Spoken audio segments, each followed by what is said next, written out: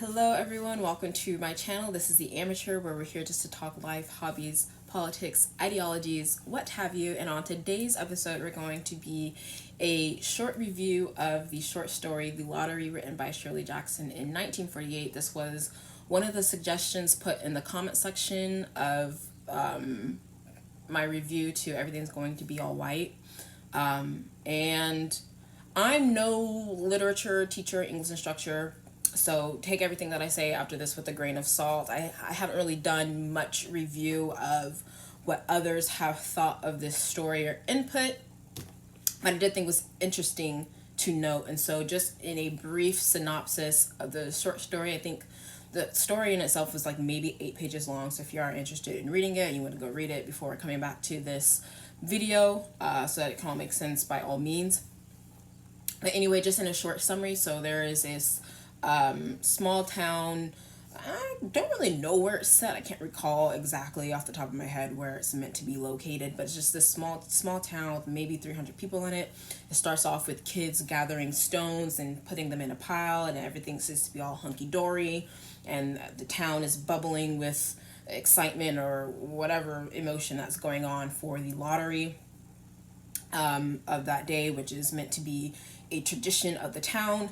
And essentially what happens is that all the men in the family all the men of the family in town line up, and they go up and select a strip of paper from a box, and then whoever gets the short end of the stick, their family then gets chosen, is the chosen family, and that family has to go up, and all the members of the family need to select another slip of paper from the box. I don't know if it's the same box. I'm probably missing some details in here and there. But they all select a piece of paper from the box, and then one of the papers will be marked. And so one of the families, I think it was like the Hutchinson family, got selected, and the wife of the husband who selected the family to be chosen got the paper with a mark on it. And so what happened then is that all the townsfolk, to include the children, started picking up the rocks that were gathered in the beginning of the story and started throwing them at her, presumably stoning her to death. So a very dark and twisted story. And it did leave me with a little bit of apprehension after reading it. And some of the, like, again, I think I read like maybe 2 quick reviews. I really just wanted to mostly give my thoughts on the story.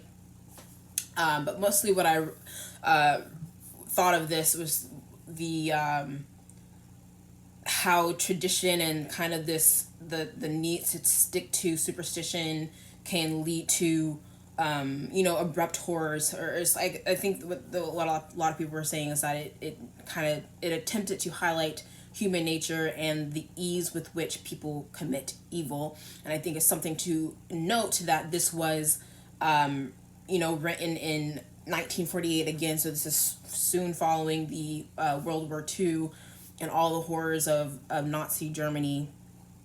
And again, the ease with which people either just kind of went along with the flow of the motion, especially of Hitler's rhetoric against the Jews, and the violence with which was executed within Germany and really across Europe, but wasn't resisted in full force, I guess, in the beginning by at least the German people, and how they just kind of let the horrors slide. I know there's, again, more arguments to have, that I'm not a super huge history buff, especially when it comes to the intricacies of World War II. But again, this is just kind of to note that I think there's a couple of things that can be learned from this, which is we are all capable of committing evil, and the fact that you haven't doesn't make you any better. Like, it doesn't. And so I think there's this misconception, and I know this is talked a lot about, but I think there's this misconception of the civilians and the citizens of Nazi Germany who were living in that time frame, who facilitated the evil of Nazi Germany and Hitler's rhetoric to flourish. And a lot of people may look at that and say, well, oh, that could never be me, or that won't be me, or whatever. And maybe you're right, maybe you're wrong. but I think it's a falsehood, or it's impractical to think that you are immune from such things, because we are all human. Like, again, a lot of those people who lived in Nazi Germany, the citizens, were probably no different than the person who lived down the street from you, which is scary in some aspects. Excuse me. And that's kind of what I think this story brings out, which is that when you have this town who presumably, like, they know everyone, they care about each other, but if the superstition and if the tradition says that we need to stone someone to death, we need to stone someone to death, obviously the story kind of doesn't say why. It kind of leaves the reader wondering why or how it even got to this point in the first place. It doesn't address those things, so there's much left to the imagination as far as how it got there, whereas we can see how Nazi Germany got to that level of hatred towards the Jews, just based on, like, just looking at all the propaganda that had been pushed out. You can start seeing little remnants of reflections of that in here, in our country and our civilization. And I think one thing that the story, I think, again, pushes out how easy, or how with ease people can commit evil. I think the biggest thing that we see that in now in our current day and age is with abortion. And you'll see this throughout a lot of my previous videos, but for me, abortion is one of the bigger fundamental issues that needs to be addressed, and we see that occurring. I know we saw the Alito paper published, released, as far as with the opinion for Roe versus Wade and that being overturned, though it's nothing official yet. But again, it's like, I think I pushed this out in one of the polls. For me, the answer to that poll was abortion being the most fundamental issue of needing to be corrected. I think in our society, I think it does three things, especially for all the issues that we see currently going on. Correcting abortion as far as with how it is currently treated. One, it would start actually putting value to human life in general, because if you can't value life at one stage, it's really hard to value it at others.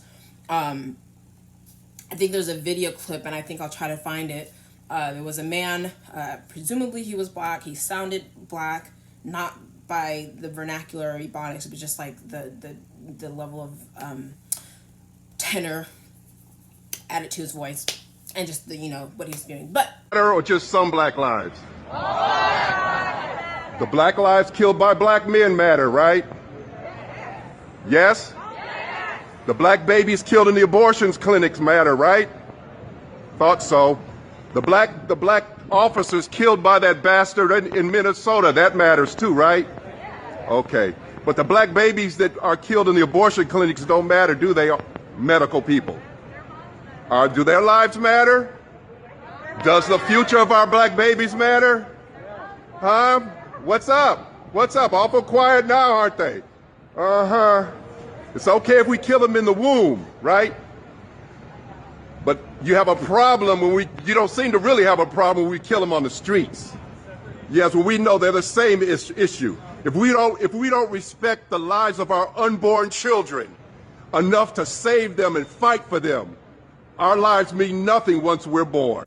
Pretty much what he was saying was, like, he was calling out these woke doctors, these doctors that were protesting and shouting Black Lives Matter. He's like, well, do Black lives in the womb, do they matter? And, silence. And it's just like, again, I think I put this out in a comment, but I think our value, the way we as a society value human life outside of the womb is intrinsically contingent upon how we value life inside the womb. Because if we, like, again, they call a lot of, I say they, I mean the liberals or the leftists or pro-abortionists, they're like, well, it's easy to fight for the potential or someone who doesn't do anything or whatever, but that's kind of the point, because once we were born, like, we're subject to the world, and we're subject to our sins, and we're subject to all the evil that we do, and the eternal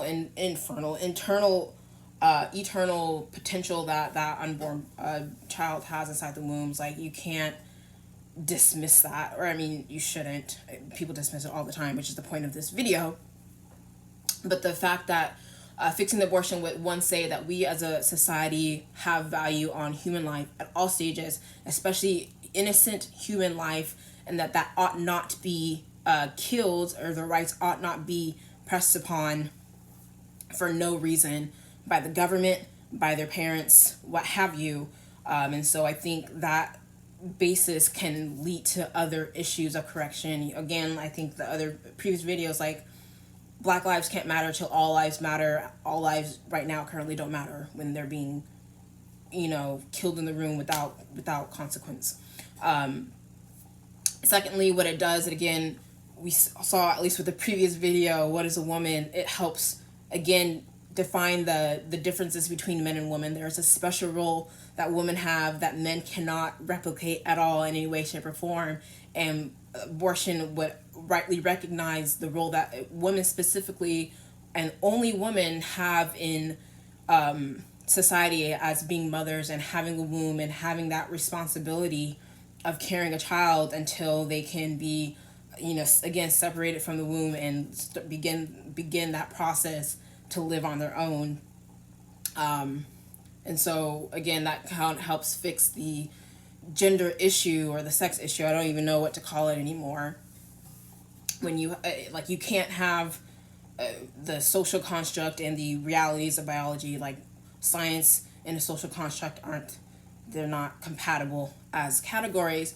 And then lastly, what I think it does is that it addresses parental rights / parental duties and parental responsibilities, because what it's saying is that as a mother or as a parent, that you have responsibilities to your child, and one of those responsibilities is to not intentionally kill your child. I think, you think that'd be like a basic legal requirement of parenting or being a legal guardian, which, while a child is still in the womb, the only legal guardian is the mother and the father that created that child. And so it addresses that, and it would denote, again, the importance of parental responsibilities. And there's a whole other video that I can make on that. But yeah, so those are just my thoughts. Kind of went on a tangent there. I think, I think the short story of the lottery does a lot to kind of bring into light the evils that humans commit. And again, like, especially with abortion, like, it's such a huge evil that people, a lot of women especially, are celebrating. I had an abortion. It was the most empowering thing I've ever done in my life. It actually saved my life, and I don't regret it.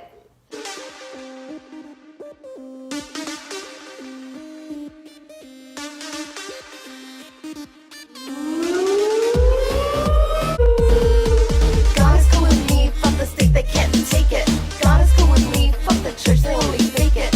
God is cool with me, she says, girl, you know I love you. God is cool with me, he says, girl, you know I got you. Reported babies being burned and then used for electricity? I hope they are. Jesus, I'm so fucking tired of seeing this. You know what? I fucking hope so. I hope so. I sure hope so. I don't know, I hope so. Oh god, I hope so. I can just imagine the fucking snowflakes with that one. Oh no, I just eat mine straight from the can. I don't think we should be asking, are they being burned and used for electricity? I think we should be asking, why aren't they being burned and used for electricity? Reuse, recycle, and burn them. Ooh, sustainable energy! I love the advocacy. We should try it if we haven't. Portable charger. Give me your feet! Ladies, if you get pregnant, run on down to the abortion clinic and have that little bastard